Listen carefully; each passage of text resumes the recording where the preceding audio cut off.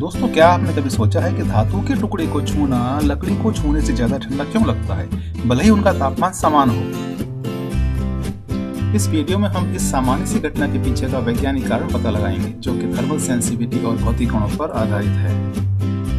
यहाँ पर यह जानना जरूरी है कि ठंडक का अनुभव वस्तु के वास्तविक तापमान के बारे में नहीं होता, बल्कि यह वस्तु कितनी जल्दी गर्मी को आपके हाथ से दूर ट्रांसफर कर देती है या खींच लेती है, इस पर आधारित होता है। यहाँ पर जो मुख्य अवधारणा है, जो कंसेप्ट है, वो है तापीय चालकता यानी कि थर्मल कंडक्टिविटी, जो एक वस्तु की गर्मी को संचालित करने की क्षमता को बताती है। धातु थर्मल कंडक्टर होते हैं। इनमें मुक्त इलेक्ट्रॉन होते हैं जो ऊष्मा ऊर्जा को बहुत तेजी से संचालन करने में जब हम धातु को छूते हैं तो ये तेजी से हमारे हाथ की गर्मी को खींचती है और हमें धातु ठंडी महसूस होती है। और दूसरी तरफ लकड़ी एक थर्मल कंडक्टर नहीं है, यानी कि ये एक इंसुलेटर है जो ऊष्मा का संचालन नहीं करती है।